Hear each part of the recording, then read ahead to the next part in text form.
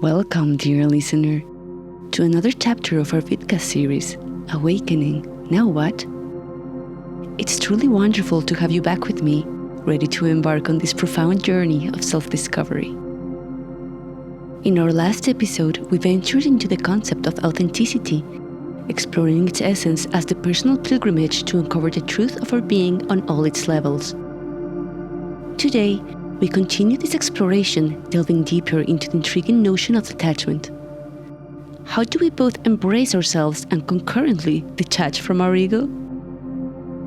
So go ahead, brew a soothing cup of your favorite tea, find a comfy space to settle into, and allow yourself to flow with the insights that await you. Are you ready? Take a deep breath, relax, and let us dive deep within.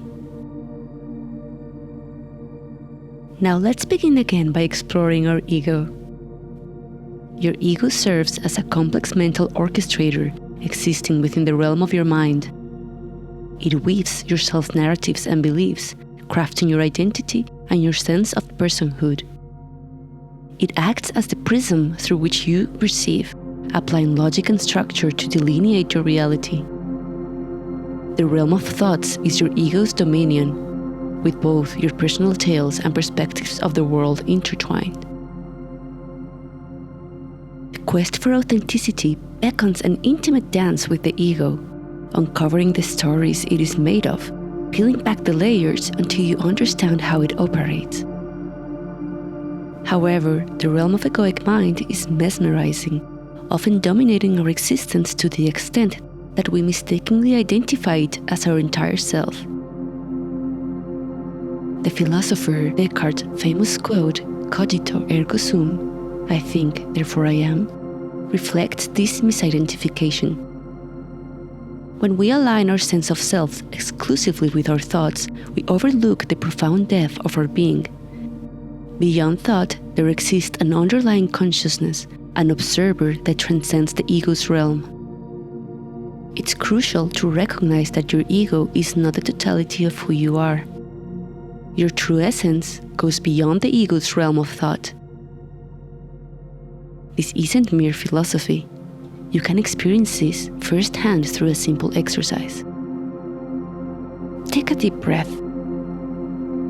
Pause this video and focus your attention on catching your next thought.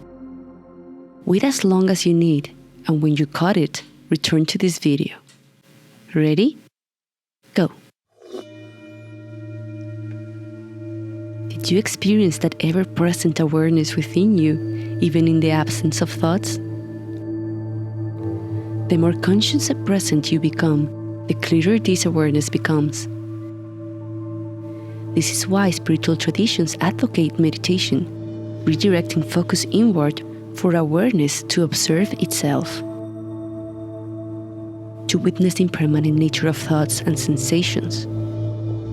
By observing the ego's transience, we understand it's not our essence, as something else remains to witness its passing. Your thoughts, emotions, and sensations come and go, but this awareness remains constant. It's your true self, the eternal observer, always here and now. You can lose track of it when you are completely engrossed in thought, in lower states of consciousness. But as soon as you direct your focus back to your true self, you become unmistakably self-aware. It could be said that your ego serves as a map of your reality. But remember, dear listener, the map is not the territory. It's a tool to conceptualize your experience and give it meaning. But it is wise to stop looking at the map and experience the territory for yourself. This is where detachment plays a pivotal role. When you recognize that at your core you are not your thoughts, emotions, or sensations, you create a space between them and you.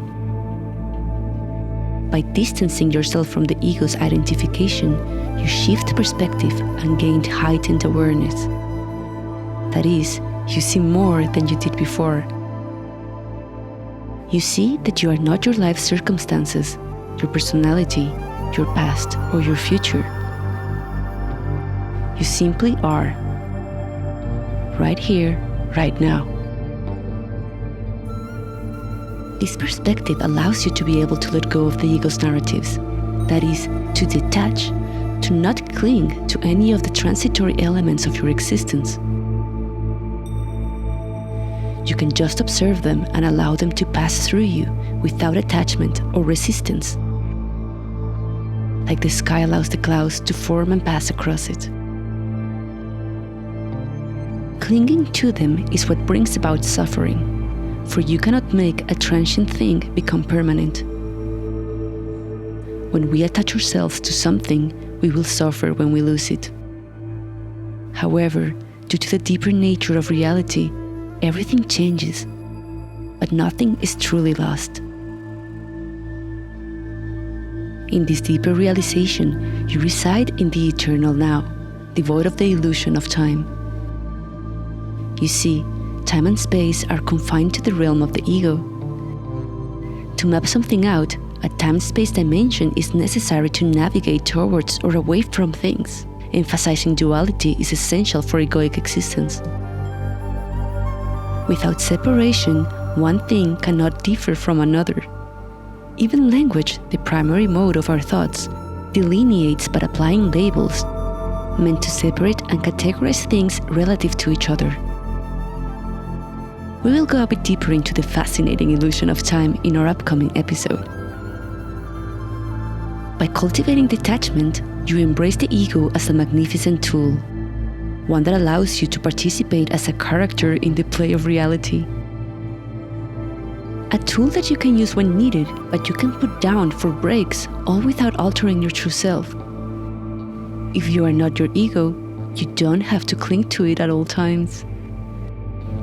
The more you practice this, the more you discover the essence of peace, tranquility, and contentment that comprise your true core. Now, what distinguishes detachment from apathy? Apathy is a state of indifference, the absence of interest in or concern about all aspects of life. It's usually a type of coping mechanism that arises as a way to avoid dealing with challenging emotions or situations. Apathy, then, stems from aversion to reality and leads to dullness and lower states of consciousness. In contrast, true detachment enriches your reality, making it more vibrant, mysterious, and sacred, allowing full engagement with the world. It is not a defense mechanism. It's an acceptance of things as they are. With an almost childlike attitude, you let go of resistance to life and the fears of hurt and death, acknowledging the impermanence of the external world and embracing your internal inner essence. Detachment allows you to fully participate in life's grand play because you recognize it is just that, a play. Nothing in this play can truly harm you, for you already are whole and complete. There really is no past to dwell on or future to worry about, only the present moment to be fully experienced. And your ego? Your ego allows you to have preferences and desires, to live an embodied existence that is capable of exploring and enjoying itself. Without attaching yourself to the external world, the ego becomes like a vessel for navigation, rather than an anchor keeping you stuck in its transient and divisive currents. Detachment, dear listener, is more than just acceptance. It's a serene surrender to the flow of life, a harmonious dance with the present, and a release of constraining beliefs, allowing you to adapt and breathe freely in the beauty of now. So, as we conclude this episode, remember to tap into inner silence, bask in its tranquility, and revel in the boundless richness and mystery of this moment. For only here and now lies the secret to a peaceful and authentic life.